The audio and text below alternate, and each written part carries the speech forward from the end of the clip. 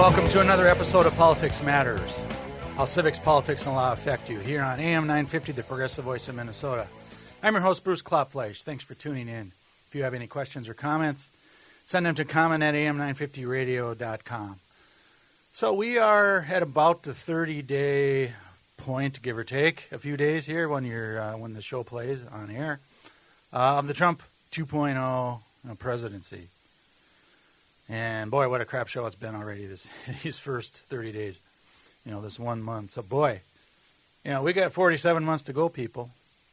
Long time yet. But, so this show, basically, I'm going to be going through some of the things that have been going on in the first month. Also talking about a few key issues as I see that are that we should keep an eye on. Because I think a lot of what Trump's doing here is throwing out all these distractions in the hopes that we're not watching what's really going to be going on in Congress with the Republicans in charge.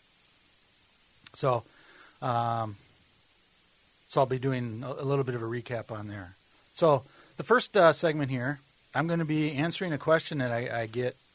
I get from a fair number of people, including some of my students in my class this week. They asked me about this. So the question is basically, why is Trump or Musk, or both of them, cutting all these federal jobs? I mean, all these jobs have been being cut the last, ever since he took over, and there's just some more from the IRS, and the Postal Service. He's talking about doing that. I mean, all these people are getting fired. So what's going on here? Well, here's one of my theories. Remember my simple definition of politics. Power plus money equals politics. And they're both involved in what I'm going to be talking about here, but especially money. Because I believe basically what a lot of this that Trump is doing and Musk is doing is just simply about money. They want more money for themselves and for their buddies. More money to the rich. So the Republicans are going to ram through another tax cut for the rich, right? This is what they did in Trump's first term. So on the first and only real legislation that they did. Why are they doing this now? Well, because a lot of the provisions in that 2017 tax cut expire in December of this year. So they want to make these permanent. So these are the tax cuts that favor the rich by about 80%. They gave a little bit of, threw a bone or two to some of the people to say, well, some of the people at least got a tax cut. I actually had to pay more. And I'm not alone. I know people who, the way they change the taxes, some of us had to pay more. Right, to cover for some of the losses as a result of these tax cuts. So one way to help pay for these tax cuts that are coming is to cut the federal jobs that he's doing and use these, savings, as they call them, right, to help pay for the next tax cuts. And remember that these tax cuts hardly ever pay for themselves, right? So you got all these politicians out there saying, we're going to cut taxes and all this economic growth is going to happen. That's not how it works. All right, deficits happen. Right, Trump during his 4 years grew the deficit, I think, by one of the biggest ones in our history in just 4 years. And he's going to do it again if this tax cut goes through, and it probably will. They got the votes, right? But one of the things going on here is why are the middle class or poor white Republicans in particular? Why are they cool with going along with all this stuff, even though they don't really benefit from the tax cuts themselves? Well, here's my theory on this, because I think this is all part of the deal that that they made with the Republicans, where the Republican Party is going to support the white, poorer, middle-class Republicans on all these culture war things, right? All these, abortion and guns and DEI, right? Being woke, banning books, right? All of this sort of stuff, all these culture war issues. Right, the Republican politicians will support those people, on these issues in exchange for Republicans, the rich ones, in the legislature and in Congress, cutting taxes so that they get more money, and that the white middle class and poorer Republicans got to pay more money, or at least get less money.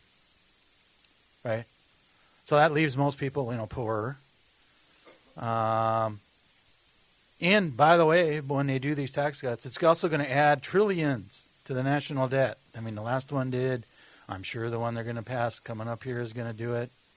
We're currently $36 trillion in debt, on a national level, and, they love to complain about the national debt, but they're the ones that keep adding to it, and they're going to do that here too. So all this talk about, all this waste, fraud, and abuse in the federal government, right?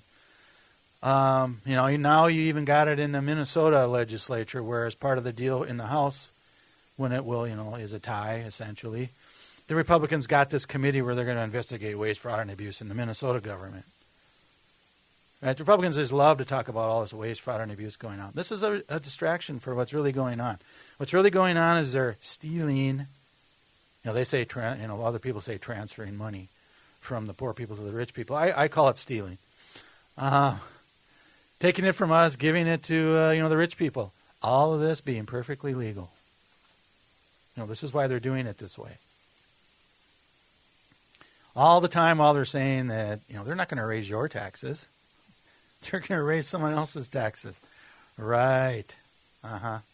But millions of people are falling for this okey doke because they love sticking it to the Democrats, right? I mean, that's what all this culture war stuff is all about, sticking it to the libs. Right? That is more important to them than their own pocketbooks in the end.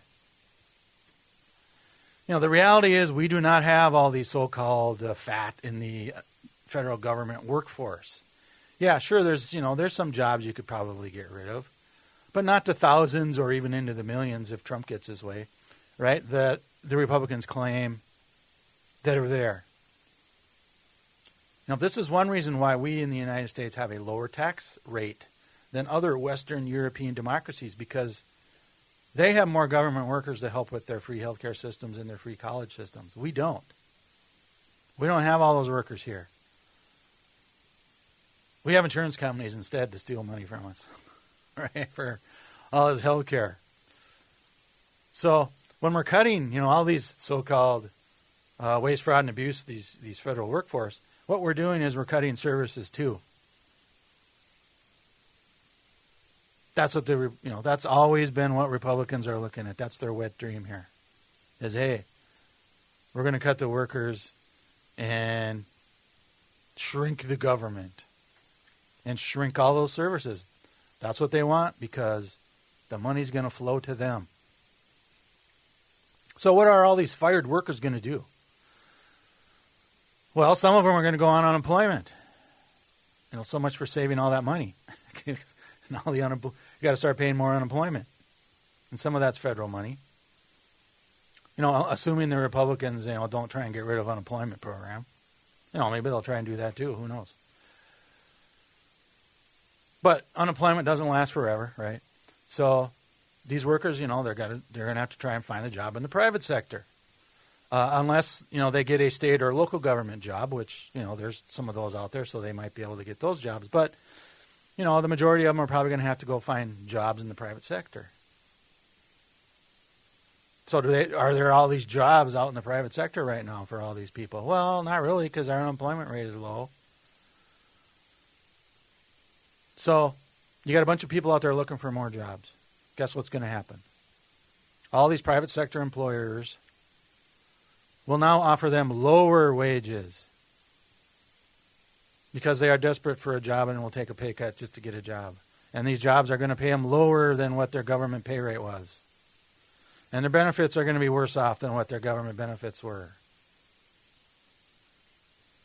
In the end, something's better than nothing for these workers, right? Especially when their unemployment runs out. So what this does is this drives down the wages for the private employers that they have to pay. And the employees get, lower money, which is just what the rich people love and just what the Republicans love. These businesses and the rich corporations and the rich people, they're getting a twofer out of this deal. They're getting a tax cut and they'll get to pay lower wages if this all keeps up. Ta-da! Beautiful for them, right?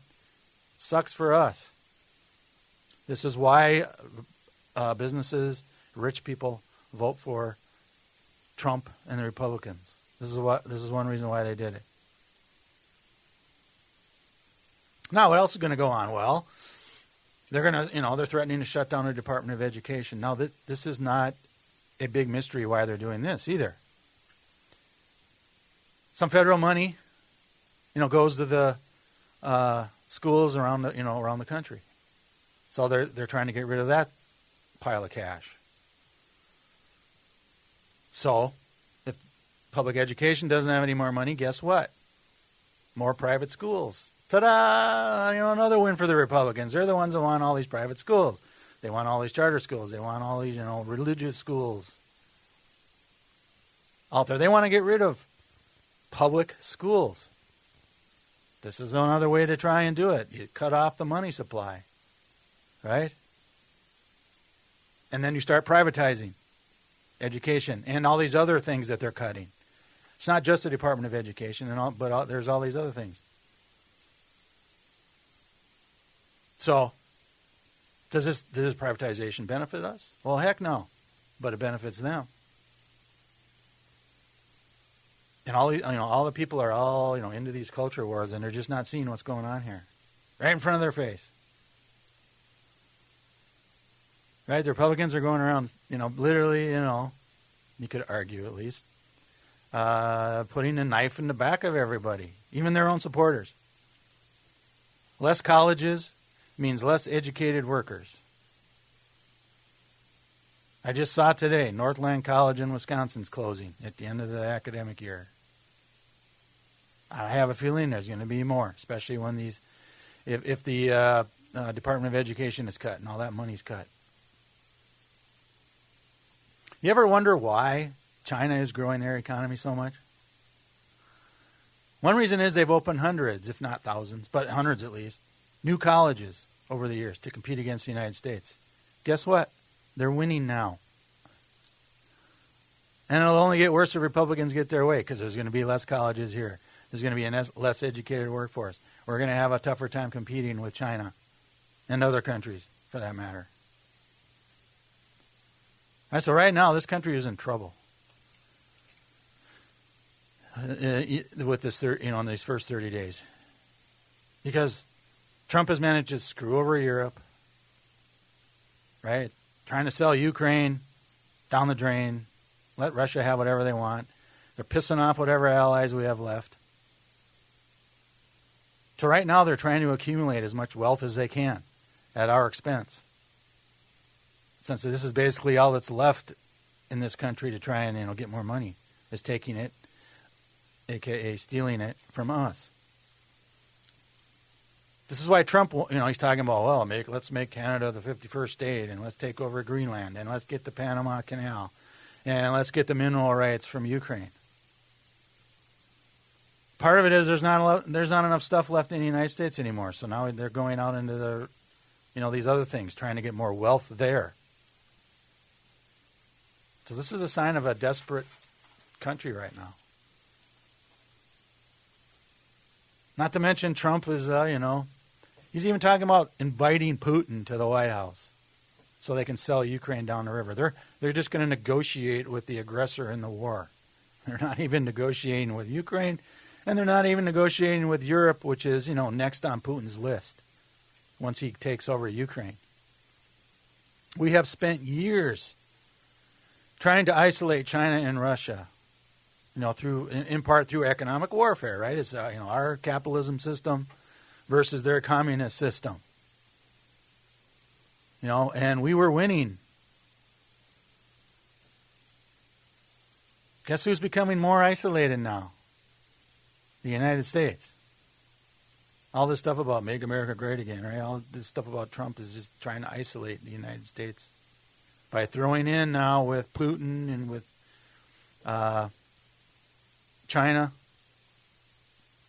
I mean, Trump always talks hard about China, and we're putting tariffs on them and all that, but the United States is making a lot of money from China, right? So now we're isolating ourselves, and the maggots, and the rest of the Republicans are just cheering this on, even while they're getting robbed at the same time the rest of us are. And I haven't even brought up tariffs yet, right? Farmers who vote for Republicans are going to get shafted again. I don't think they're going to get their socialist bailout that they got in Trump's first term, though. China is buying more food now from Brazil once these tariffs started going on.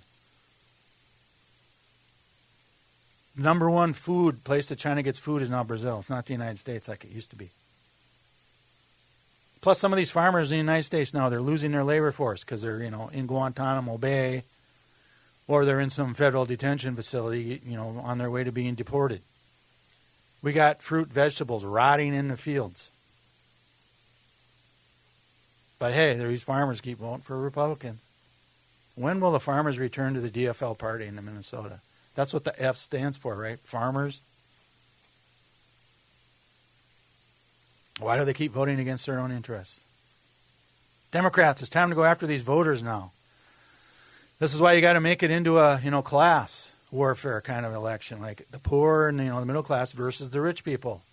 You can try and get some of these Republicans, some of these farmers, to try and, vote for you next time around. It's not a mystery why FDR was elected 4 times. He taxed the rich. And people voted for it. 36% of us didn't even bother to vote in 2024. And look what we are stuck with now. And this is just 1 month. And I'm going to talk after the break here a little bit about some other things that the Trump administration is dealing with. And, a little bit of good news here. Probably, at least hopefully. So when we come back from the break, we'll talk about this.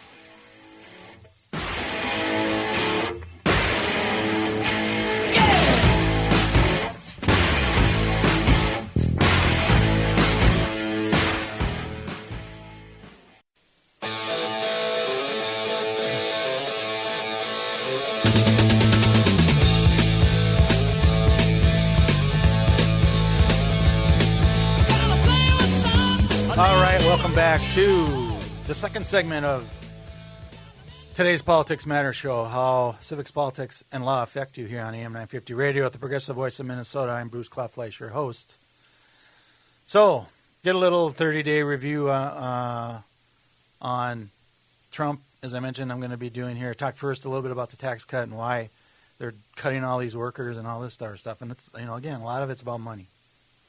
So this segment, I'm going to do some more specific things and talk a little about the law here too. In prior shows, I've talked about some of the court cases that have been filed. So we're just going to go through here and do some more summary on some other things that Trump has been doing.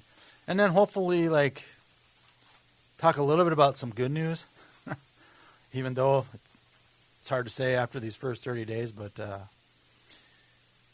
we got 47 months to go. What can go wrong? Right. So, all right, let's start with the first thing here with the court cases. So, last time I counted, which was this morning. This is Friday afternoon. I'm taping this. 81 court cases just in 1 month. Now, that's got to be a record, right? And that number's growing because I checked last night and it was 80. Now there's a new one. And I'm sure there will be some more, right? So, by the way, if you want to keep track of these cases, there's a website. This is the one that I got this information off of. It's Just, J-U-S-T, Security, S-E-C-U-R-I-T-Y. And that can be all together in one word, .org. So justsecurity.org.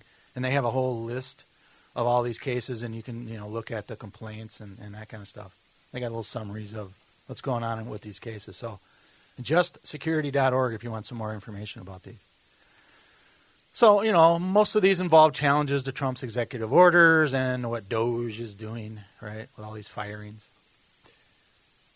So the one that I am keeping a watch on and have talked about before is this birthright citizenship case where, Trump did an executive order almost right away saying, the 14th Amendment doesn't really say what it says, right? So he's like, well, if you're an illegal and you're born in America, you're still being deported. That birthright citizenship doesn't apply to you, right? So Trump has been losing. He's lost 4 cases. There's been 4 cases that, as far as I can tell, that have been filed across the country. He's lost all of them. They're in Washington. They're in Maryland, Massachusetts, and New Hampshire. Again, typically the Democratic states, right? although New Hampshire kind of comes and goes. But, you don't see a red state here in the list. So the first case that came out was the one from the state of Washington. So the Trump administration is appealing this, and this goes to the Ninth Circuit Court of Appeals. So this is the one, they're based in California, but this is the one that covers the state of California, the state of Washington, the state of Oregon, and maybe another one or two states. But what happened here recently was the Trump administration asked this Court of Appeals, and there's 3 judges on these panels at the Court of Appeals. So he asked for an emergency order to overturn the nationwide injunction that the trial court judge put on. And the 3 judges considered it, and they denied it yesterday. And so I suspect Trump will try similar things in these other 3 cases when he's appealing them.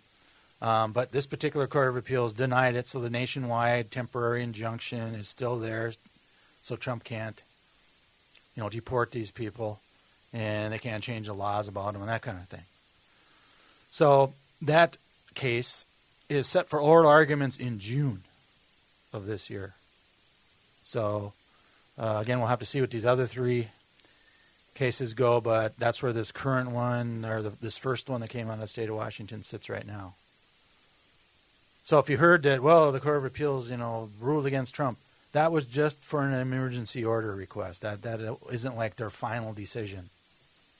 Okay, they have oral arguments in June, and then at some point after that, they'll make their written decision.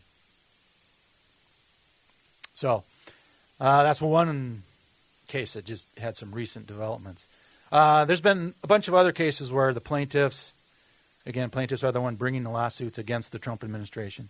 They've won some, they've lost some. Now, one thing to be clear about here is that, at least right now, these cases involve requests for temporary injunctions against the Trump administration, which basically means, trying to stop the administration from doing something, like firing the workers or, getting their job back because you were wrongfully fired, that kind of stuff.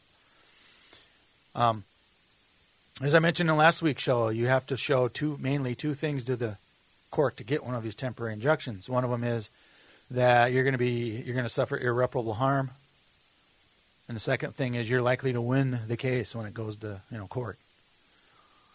Some judges have come out recently and said, you haven't satisfied the first part about suffering irreparable harm. These are cases where the unions for these federal workers are the ones bringing the lawsuits. So there's some judges out there saying, hey, you don't have standing unions, meaning you're not suffering any injury to the unions themselves yet. So there's hints in some of these orders that, you can't get it yet, but that doesn't mean you can't get some, later on if you're able to show some harm to these individuals, like these individual workers, rather than the union itself. Another reason why some judges are saying no is that in cases where there's some sort of union contract involved, there's a federal law that basically says these cases have to go to the Federal Labor Relations Authority. This is a three-person panel that hears disputes between these federal agencies and the unions and representing the workers of these agencies. And by the way, Trump has fired the Democratic chair of that panel, and that person, she's one of the 81 cases against the Trump administration. So even though, the way the media reports things, they don't report things very accurately, especially when it comes to these legal things. So you may be hearing, these judges are ruling against the people. That's just for temporary injunctions, which again it's a high bar to satisfy. That doesn't mean they're going to lose in the end. It just means they didn't get to temporary injunction. The underlying case is still going on. The underlying litigation is still going on. So, and all these cases involve Project 2025 and how the Trump administration, is trying to get rid of the administrative state and replace it with, their lackeys and their loyal workers. And, basically they're trying to get rid of the republic. I mean, in the end, that's what they're trying to do. Right, and in some ways it's working thanks to the spineless Republican Party who is just selling us down the river. They're not doing anything to try and stop this. They can see what's going on here, just like everybody else who's paying attention, that Trump is getting rid of all these workers. He's trying to change the Constitution on his own. He's trying to get all this power that he doesn't have. And the Republicans are just letting him do it. And they're confirming all these people who have no experience and actually want to, tear down the administrative state. They're even voting those people in. So while he's shutting down these various federal agencies, firing thousands of workers, he's freezing the federal budget that's already been approved by Congress. And Congress is just, the Republicans are just letting him get away with that.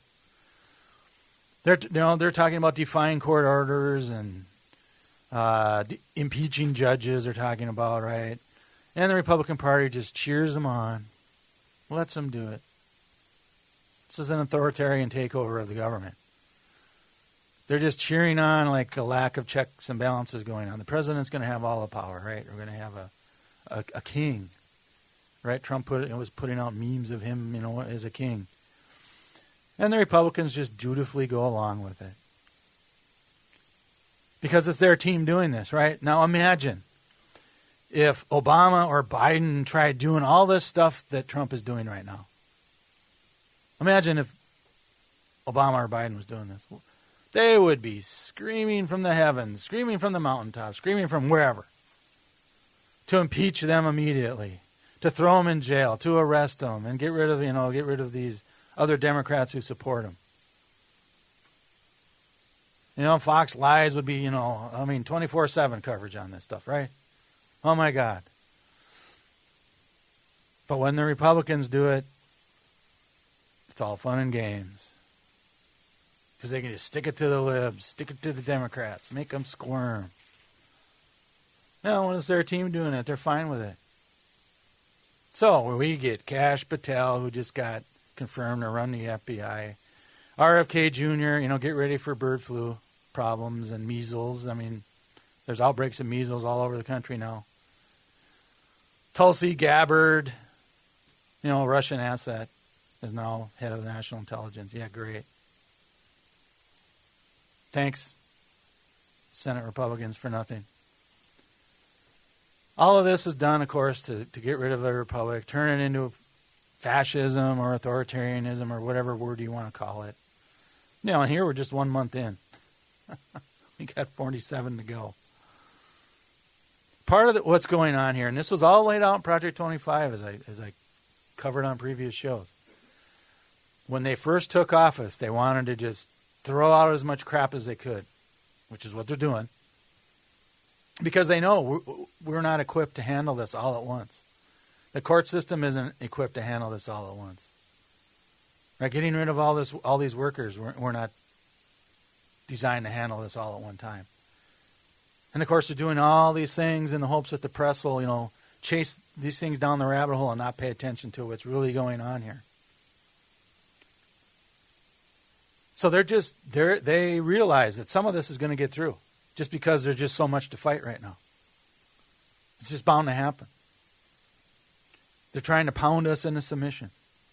And then we're just going to give up and the authoritarians are going to take over. This is part of this is the playbook for how authoritarians take over. They're trying to do it here. But boy, you don't hear any mainstream, media people talking about this. Why not? Well, remember, who owns them? Trump's buddies. They give him money. They're not gonna let you criticize the president as they should. Or when you do, like the Associated Press, well, then they just throw him out of the White House press corps. All because you're not calling it the Gulf of America.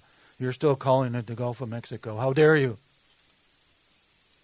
So, I know it's hard to say, and I know there's a lot going on and everything, but don't fall into this trap. You got to keep fighting. It won't be easy, but what's the alternative? Do you want to live under an authoritarian regime? Or a dictator, or a king, or whatever you want to call it? Because this is definitely where they're pushing things to. And the Republicans show no signs of trying to stop it. At the federal level, or even at the state level, for that matter. what you're seeing is the wealthy oligarchs supporting the power play so that they can enrich themselves.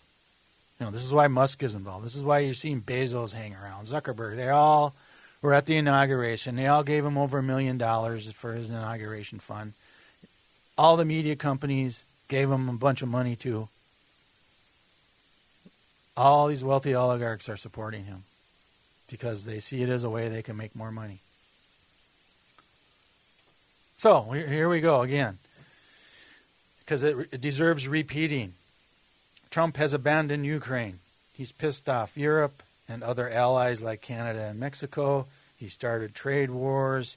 He wants Putin to come to the White House. Now I'm just going to stop on that one. Before Trump came into play, you hear all the Republicans saying, basically Ronald Reagan is God. He's the one that they all pointed to as the great Ronald Reagan, the great Republican. Nobody's talking about Ronald Reagan anymore. Ronald Reagan is turning over in his grave right now because Trump is sucking up to Putin, among other things. I mean, that was Reagan's big thing, was to get rid of the USSR, right? Tear down this wall, Mr. Gorbachev, right? Well, now he's just like, he's got to be rolling in his grave with all the stuff that Trump is doing with Putin.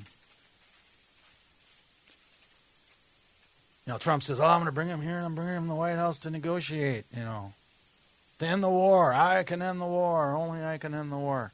Well, first of all, you said you were going to do it on the first day, but of course you didn't. But this doesn't sound like a negotiation to me. This sounds more like a, surrender to Putin's demands.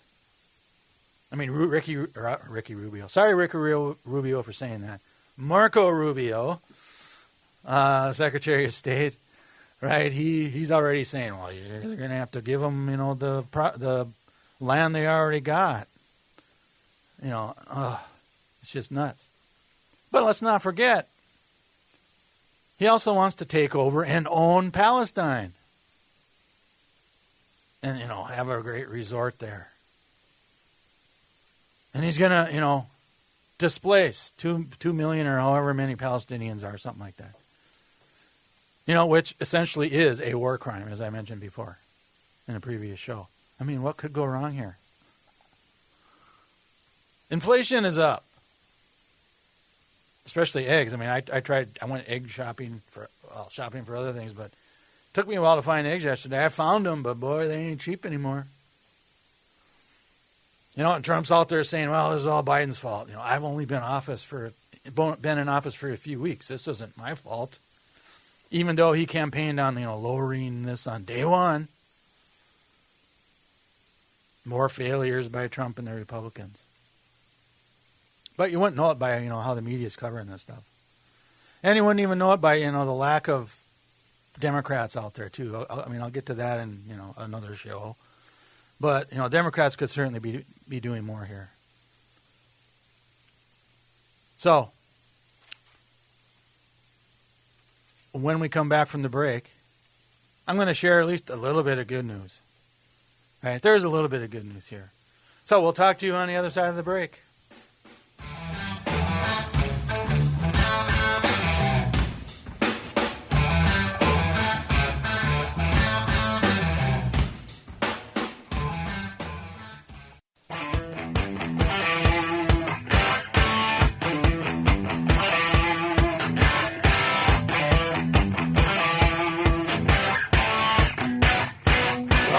To the third and final segment on Politics Matters, how civics, politics, and law affect you. Here on AM 950, the Progressive Voice of Minnesota. I'm your host, Bruce Klopfleisch. Thanks for tuning in. That was a clip from Miss America, if I remember right, on that song. He's like, boy, Statue of Liberty, and she's probably not doing so well these days. But anyway, Brett, I said I was going to give you some good news, so I'm going to go ahead with we had some good news during the Trump second administration? Yeah. Rare good news. All right. I don't know how long it's going to last, but, there's a little bit here. So, we got to hang on for 47 more months. But here's some polling numbers for Trump, comparing where he was when he started to where he is now after 1 month. So, Gallup, they're one of the main, polling companies. They had him at a -1 approval rating when in his first week. 47 approved, 48% disapproved. So now after a month, he's down at -6. So 45% approved, 51% disapproved. So this is the lowest. Gallup's been doing this for about a little over 70 years. This is the lowest any president has started with. At the -1 when he started his second term. His current approval rating is 15 points below the historical average after the first month, going all the way back to 1953 when he started doing this. Now I can tell. MAGA's going to say, well, this is just one poll. Okay, here's some more. How about the Quinnipiac poll? Trump was +3 when he started. Now he's -4. In that same poll, Trump is -4 on foreign policy. How he's doing on foreign policy. He's -7 on how he's doing with trade. Handling the federal workforce, -8. The Russia-Ukraine war, -4. Israel-Hamas war, -9. How about the economy? You would think that with the economy, this is what the Republicans always run on, and American people somehow buy this, that they're great on the economy. Well, that's even at -4 right now after the first month. They did some polling on, well, what do you think about this Gaza plan? -40 on that one. Okay, I know you're thinking about, DEI, that's got to be one where he's doing well on DEI, right? Nope.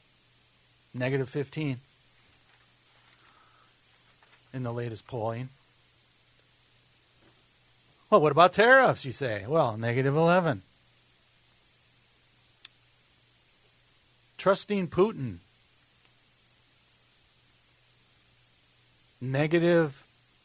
Well, before I do that, Brett, you got to guess. Trusting Putin. Oh, trusting Putin? I'm going to go -35. Oh, not even close. Oh. -72. Wow. 81-9 on that one. I was thinking more MAGA's people would be happy with Putin. That makes me a little happier to hear that. See, I told you I'd give you a little happy news here, right? What about Elon Musk? Approval rating for him, -12. Okay. Let's do some more. CNN poll on Musk's role, -26. Washington Post poll on Musk getting, your personal information. He's already got that. -29. CNN poll about Trump, after a month, -5. Pew, -4. Reuters, -7. Washington Post, -8. Washington Post asked, who do you want to control the next Congress, Democrats or Republicans? Democrats, +13 after just 1 month. What about pardoning those J6 insurrectionists? -69. You get the picture here. And this is something that I wondered about after the election. How the hell did he win again? I mean, jeez. This is just 1 month. Negative on all kinds of stuff, right? So Democrats, you already have public opinion on your side. 1 month in. What are you going to do to keep it until the midterm elections in 2026? Even if we even have these elections in 2026. You're going to have more cuts, right? 7,000 IRS agents are now cut during tax season. You got to start bringing some heat on the Republicans. You got to make all this negative public vibe, you got to keep it going before the next election. People, you got to start calling your senators, calling your Republicans, even if they're or your representatives, even if they're Republicans. Okay, tie up those phone lines. Go to the Republican town halls if they even have any, but there are some. I've seen some footage of some around the country, and people are just raising all kinds of a ruckus there. Go to your local DFL meetings, here. Hell, even have your own meetings. Nothing stopping you from having your own meetings with, people that are going to support the party. Keep highlighting these unpopular things he's doing. And you got to tie them to the Minnesota Republican Party. We got to get rid of this tie crap in the House next time around and widen our lead in the Senate to more than one. So, 7 plane crashes in 1 month.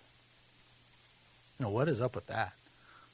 Disease outbreak starting. $10 eggs, if you can even find them. Musk getting access to your private information. All our allies hating us. Tax cuts are coming. Deficits are going up. Cuts to Social Security, Medicaid, and Medicare are coming, despite what the Republicans tell you. Drug prices are going up, etc., etc., etc. How is this making America great again? I'm just not seeing it here. So there, Brett, there's at least, I think, some good news. In spite of, it's just this, all the wreckage that's going on in 1 month. Yeah, that honeymoon lasted a couple of weeks, if that. But, it's got the Democrats got to jump on this momentum and keep it going here. But now I must, because I, have to do this. This is a segment I've been wanting to do for a while, and hopefully I can get through it here in my time that I got left. And this is an important one. This is something the Republicans are going to try and sneak by next week, I think, when they are scheduled to vote on this stuff that I'm going to talk to you now about.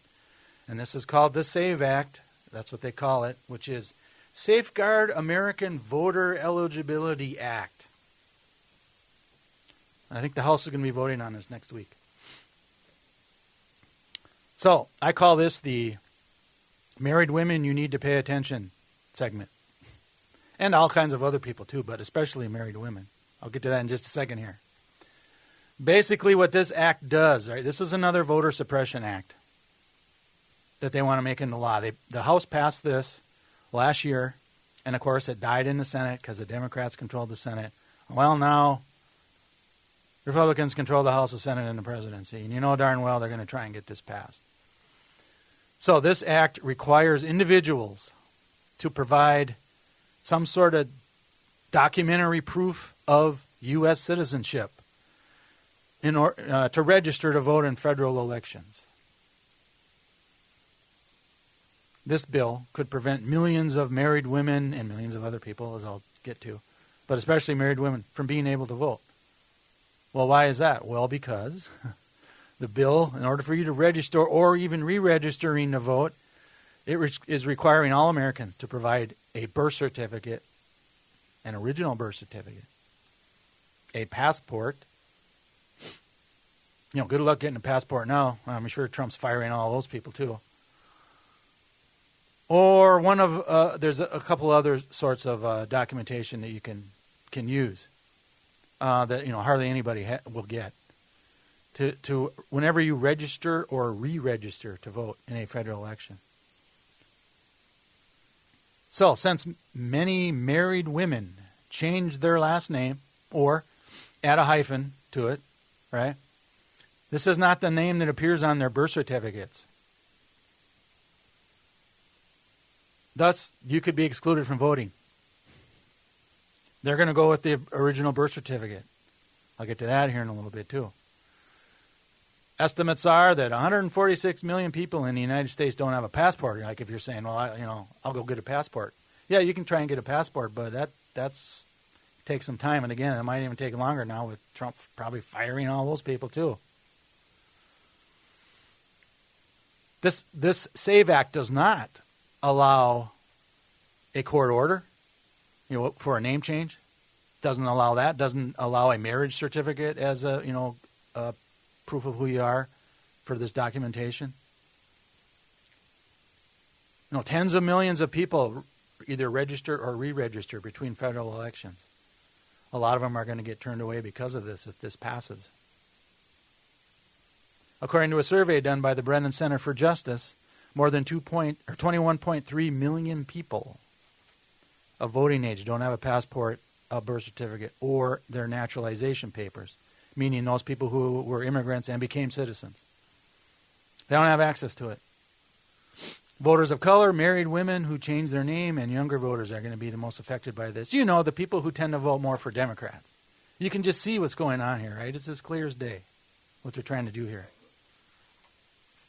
Republicans can't win honest elections, so they're trying to suppress votes so that, they win dishonestly. Newsweek estimates that up to 69 million married women have changed their name since they got married. So their name doesn't match the name on their birth certificate. You know what that means potentially here is you can't vote anymore. The bill also says you need to register or re-register in person to an election official. So this gets rid of registering by mail, registering online, like you can do in Minnesota and many other states.